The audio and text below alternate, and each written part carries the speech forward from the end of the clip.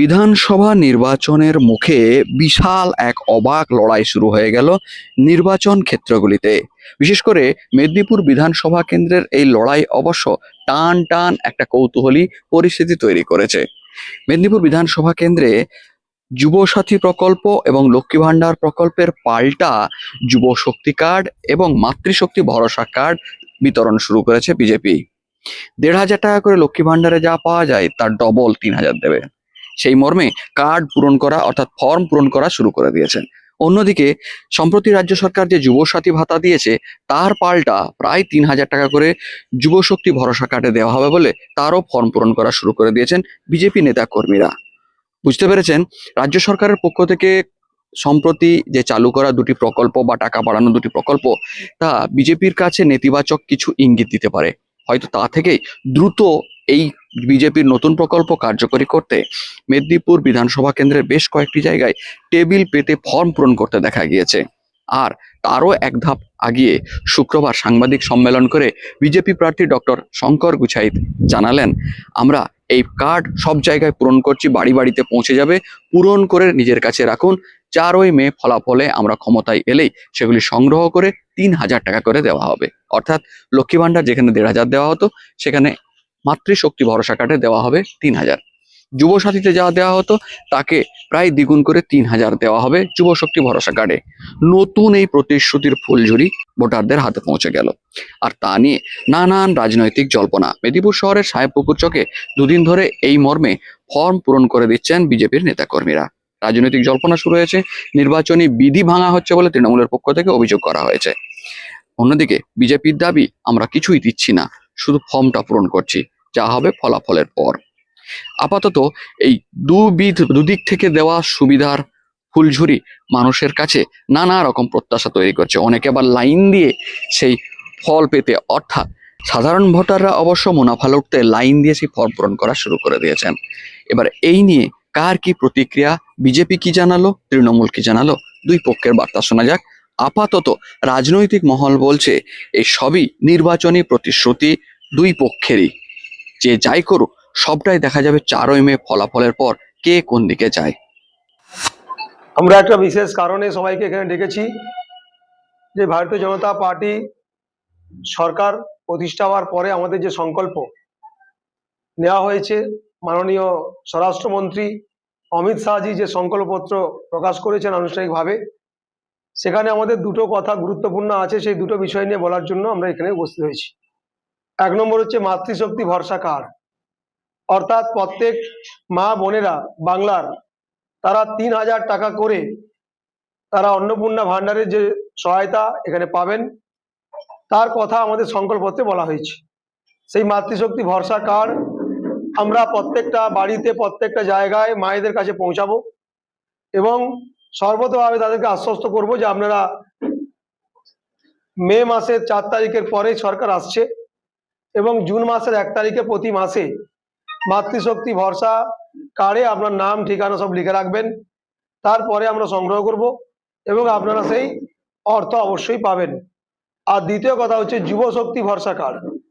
যুবশক্তি ভরসা কার্ড, সেখানেও প্রতি মাসে ৩,০০০ টাকা করে বেকার যুবক যারা এই সরকার দ্বারা প্রতারিত, যারা এই সরকার দ্বারা অবহেলিত, লাঞ্ছিত, একটা বিশেষ যুব শক্তি বিশাল সংখ্যক তারা ডিপ্রাইভড এই সরকার দ্বারা। আজকে কাজ নেই, শিল্প নেই, শিক্ষা নেই, কোনো কিছু নেই, কর্মসংস্থান নেই। তাই MA pass, BA pass, BEd করে, MCOM BCOM করে এখানকার শিক্ষিত সমাজ চলে যাচ্ছে বাইরে অন্য রাজ্যে। তাদের কাজ কি না, তারা পরিযায়ী শ্রমিক। তাই যুবকদের এই কার্ডের মাধ্যমে তাদেরকে আহ্বান করছি আমরা যে যুবকদের স্বনির্ভর হতে হবে। তারা পড়াশোনা করার পরে কোথাও কোনো ট্রেনিং নেবে, কোনো কম্পিটিটিভ এক্সামের জন্য স্টাডি করবে, তারা নিজের পায়ে দাঁড়ানোর জন্য কিছু স্টাডি করবে। সেই জন্য তাদেরকে, যাতে তারা নিজের পায়ে দাঁড়াতে পারে এবং তাদের সহায়তা প্রদানের উদ্দেশ্যে আমরা ৩,০০০ টাকা তাদেরকেও যুবশক্তি ভরসা কার্ড আমরা প্রদান করব। তাই এই দুটো বিষয় নিয়ে এখানে বললাম। বাংলার প্রতিটা বাড়িতে এই কার্ড যাবে। তার সঙ্গে সঙ্গে আমাদের মেদিনীপুর বিধানসভার ৩০৪টি বুথের সমস্ত পাড়া, ৯টি অঞ্চল, 25টি ওয়ার্ড সব জায়গায় যুবকদের এবং মায়েদের বলছি, বিজেপি যা বলে তাই করে, মোদিজি যা বলেন তাই করেন। তাই আপনারা যেমন ভ্যাকসিন পেয়েছেন, পাকা বাড়ি পেয়েছেন, তৃণমূল খেয়ে নিয়েছে অনেকাংশে। আপনারা 80 কোটি মানুষকে ফ্রিতে রেশন দিয়েছে, আপনারা পেয়েছেন, গ্যাস পেয়েছেন, বিভিন্ন প্রকল্পের টাকা, কিষাণ সম্মান নিধি থেকে শুরু করে সব পাচ্ছেন। কিন্তু মাঝখানে তৃণমূল সরকার থাকার জন্য এই প্রকল্পগুলো সরাসরি মানুষের কাছে পৌঁছাচ্ছে না।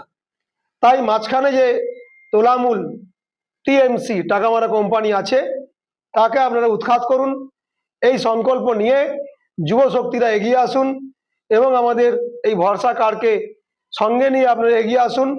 মাতৃশক্তি এগিয়ে আসুন, আমাদের যে মাতৃশক্তি কার্ড সেটাকে সঙ্গে নিয়ে এগিয়ে আসুন। সবাইকে নমস্কার।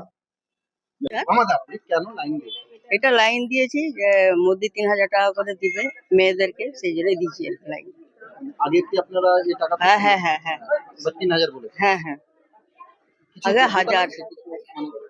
কার্ড ফর্ম কিছু লাগছে না?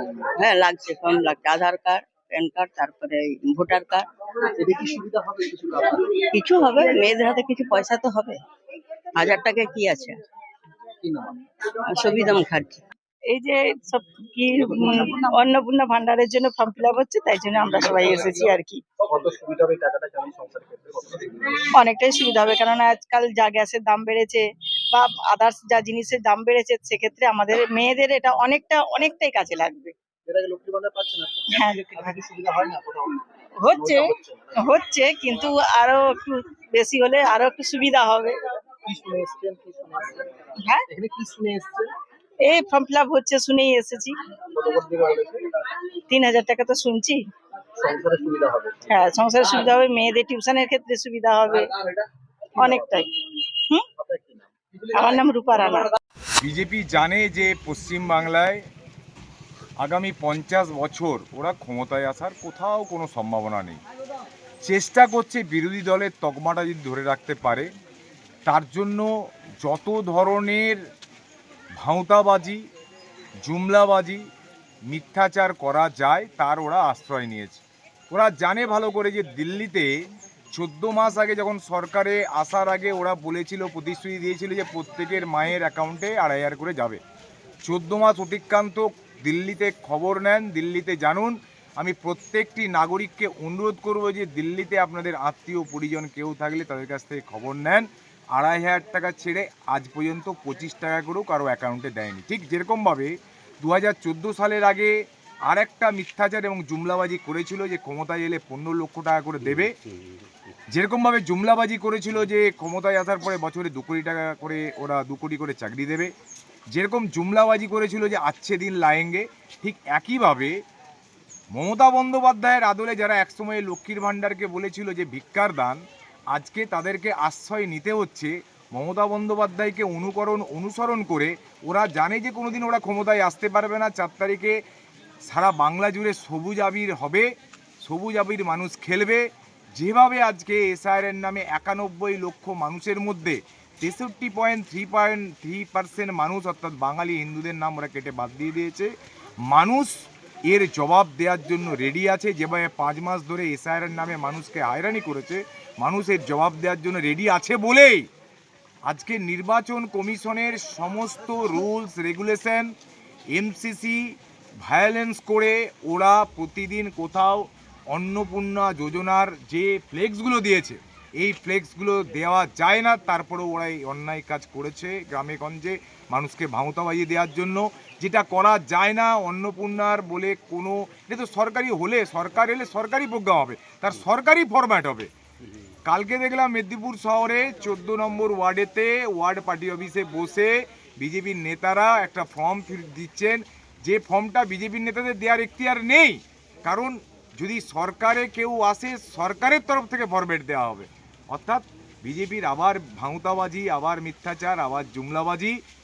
এই যে মাতৃশক্তি, যুবশক্তি, বাংলায় মায়েদেরকে যদি কেউ সম্মান দিয়ে থাকেন, ভারতবর্ষে যদি মায়েদেরকে কেউ এগিয়ে নিয়ে যান, মায়েদেরকে স্বনির্ভরতার লক্ষ্যে যদি কেউ প্রাণপণ লড়াই করে যাচ্ছেন, তার নাম মমতা বন্দ্যোপাধ্যায়।